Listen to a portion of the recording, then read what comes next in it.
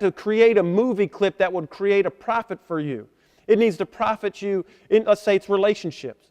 That way when you're thinking about, your marriage, you need to have a movie clip and a vision, a perception of the future that your marriage is harmonious and happy.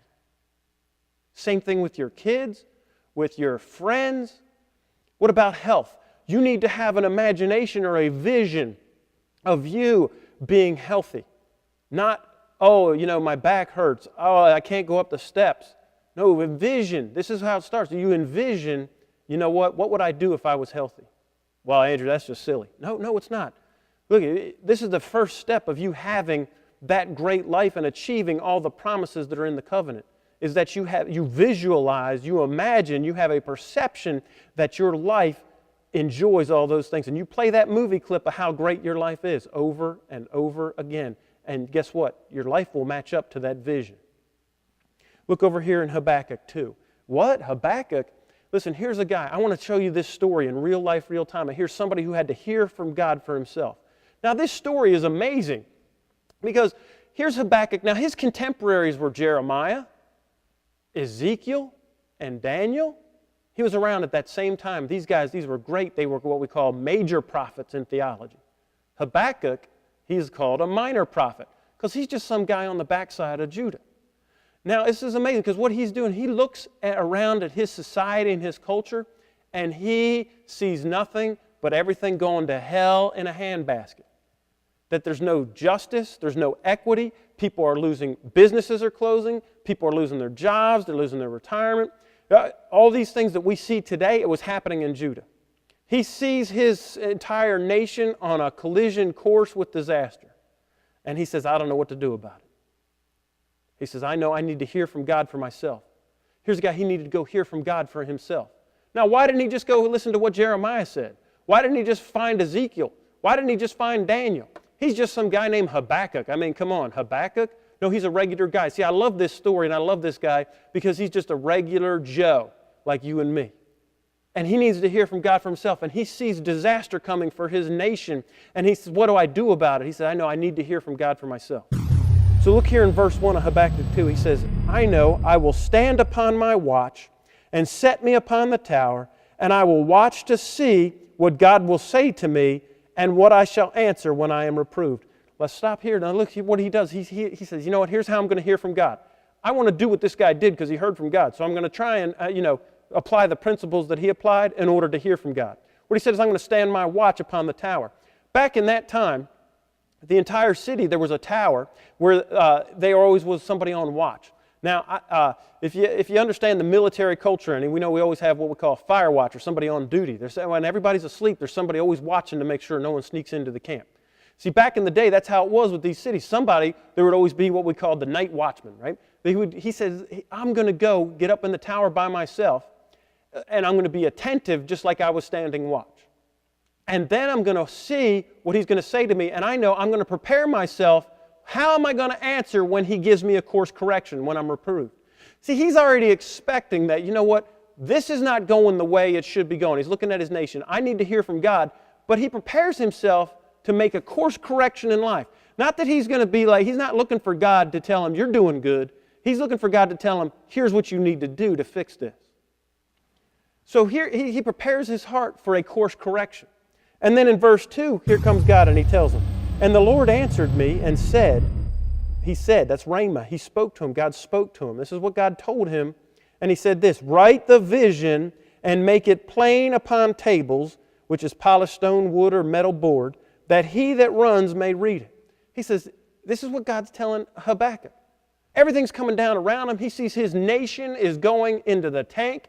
And here's God's Rhema. Here's what God says. He says, take your vision, take your imagination, and your perception of future developments that matches up with me. Not a vain or profitless one, but how you want this thing to be, and write it down and make it plain so the person that's running by could see what your vision is. And then in verse 3 he says, for the vision is yet for an appointed time, but at the end it shall speak and not lie. Though it tarry, wait for it, because surely it will come and it will not tarry. Now, I read that in the King James, and I'm like, what? It's going to tarry, it's not going to tarry. I didn't know what that meant. So what I did is I went into the Hebrew, and I went word for word, and I searched out every root word, and I wrote down what I found out. Now look, I encourage you to do it for yourself. You could do it for esword.net and start digging into the time, the culture, and the history, and what life was like at that time, and what words meant at that certain time. Because how many know words mean different today than they meant 10, 20 years ago? Like a mouse on a computer is different than a mouse in your house. See what I'm saying? So here is the Hebrew. Let's put that up on the screen. Habakkuk 2:3. This is what God said. After he told him to write the vision down, he said this: for the thing you see in your mind's eye, the vision or your imagination, the thing you see in your mind's eye is for an appointed time. But at the end, it shall kindle like fire and not fail. Though you question, you hesitate, or you are reluctant, adhere to it, because it will surely come and it will not be late. Look, here's what God said. He said, look, this vision that you're writing down, this imagination, this movie clip of how great your life is going to be in the future and how you want things to be. He said, listen, it's coming. It's not, it was soon, look, we all know this. As soon as you imagine something or you have a vision of the future, did it happen right now? No, it's going to happen in the future. You've got to take steps to get to it.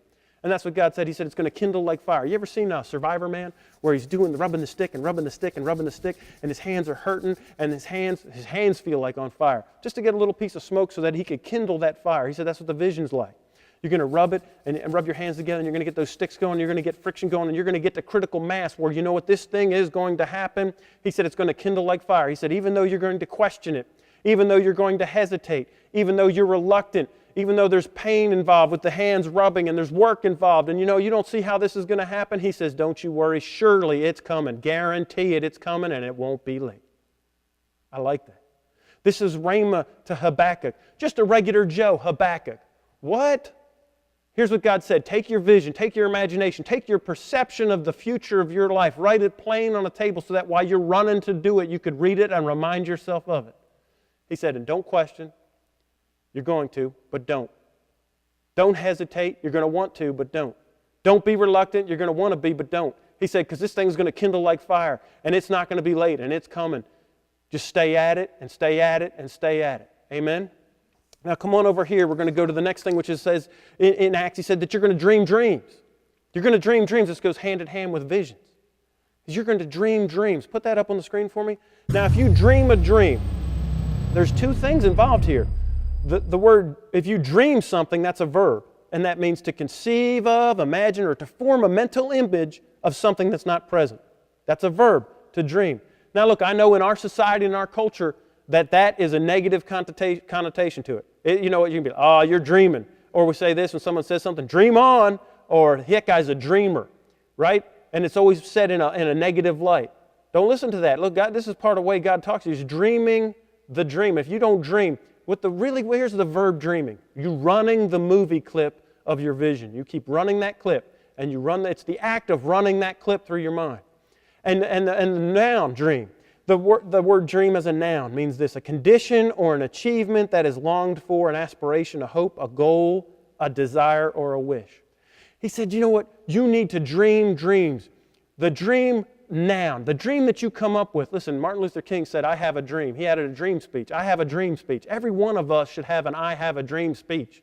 You need to have a dream. You need to create the movie clip, and then you need to dream it constantly. Run the movie clip of what your life's going to be. A hope, an aspiration, a goal, a longing, what you want your future to be like, and run that clip. And make sure it's not vain, not profitless. You want to have imagination and a movie clip that is wonderful. And fill in the blanks as much as you can. Get as specific as you can. Dream what kind of house you want to live in. Dream what kind of boat you want to be floating on. Dream what kind of car you want to drive. What? Andrew, that sounds like prosperity.